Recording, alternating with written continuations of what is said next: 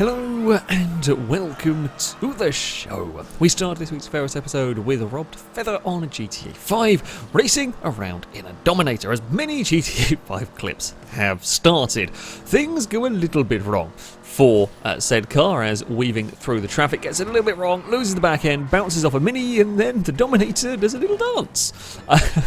Obviously, cars kind of bobble around a little bit, but they don't tend to sort of continue like that for as long.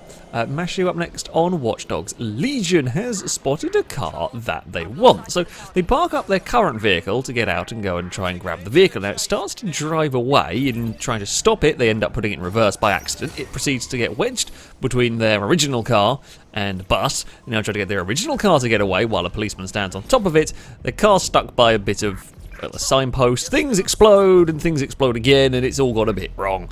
Yes. Turns out, and they got run over as well, of course, just for good measure. Yeah, managing to Austin Powers not only your car, but the car you're trying to steal, and having a bus explode doesn't really go well. Night Drive up next on Gran Turismo 4, finding out what happens if you drive a Model T Ford against a bunch of Group C or LMP cars. Turns out they don't really like it when you park on the Nurbo, they're stuck going up a hill, and they might just punt your car through the floor. Yes, the Ford is not where it should be.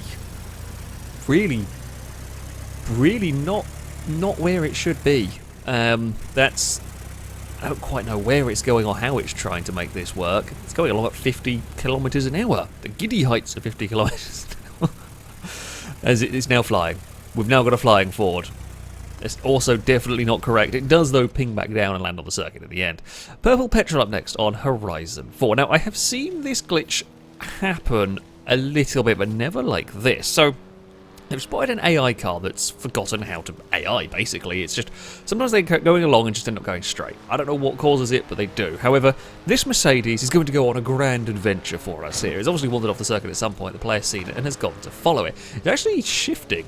It's not going too slowly across here. It is minding its own business, and it keeps going across the fields. It's like a 2-minute long clip. It keeps going across the fields until it stops for whatever reason, and then decides, you know what we should be doing, and that is going backwards.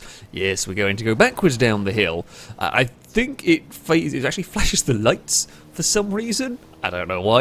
I think it does actually phase through trees as well if it ever comes up against them.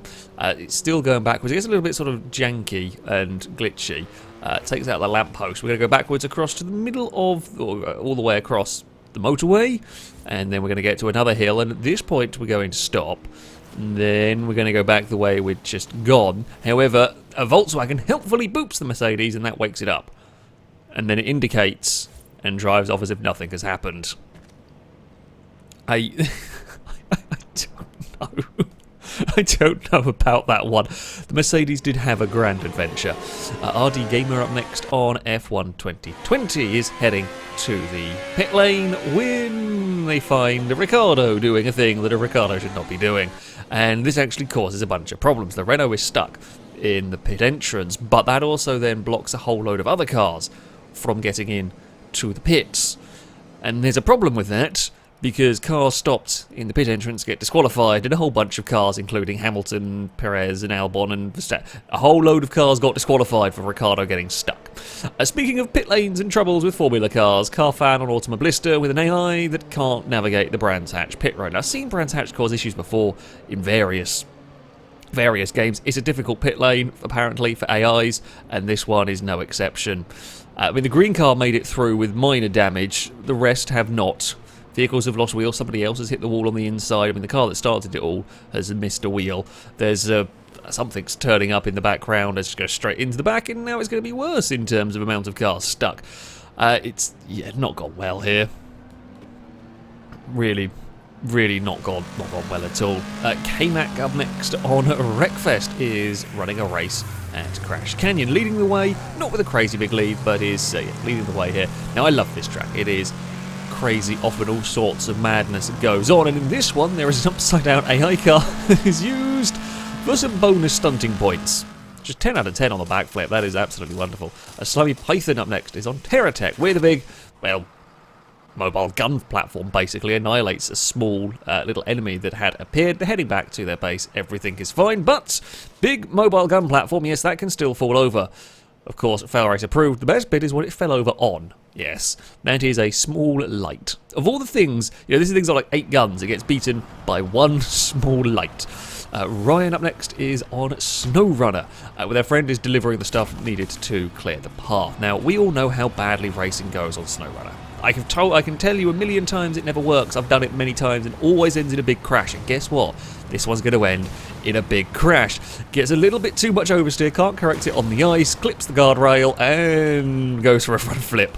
Lands on its side. Not quite as spectacular as the rekfest Beetle, but there we go. Royal Ace up next. Also on Snowrunner is getting a trailer for their vehicle. I don't know what vehicle this is, but they've picked up a trailer either way. Now, it's not the sort of player car that we're following here that you've got to watch for. It is their friend's vehicle. They're in like a lifted Jeep. I think this might be some mod stuff. Their friend's vehicle in a lifted Jeep is reversing around a corner going to wait for them when it's just catapulted off and over the side of the map.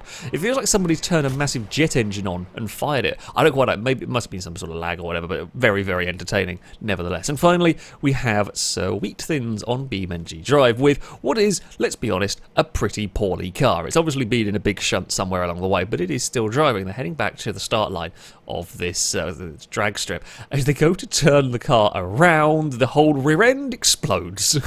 I don't know. Now, I know as it went around the corner, the wheel folded in on itself, and I guess that folded in on itself caused some damage, and just the whole back of the car completely explodes.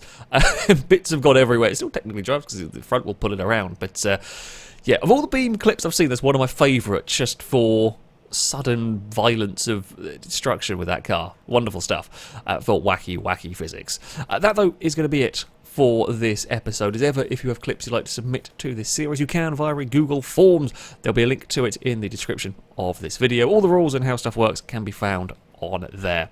That, though, is going to be it from me. Thank you all very much for watching, and until next time, goodbye.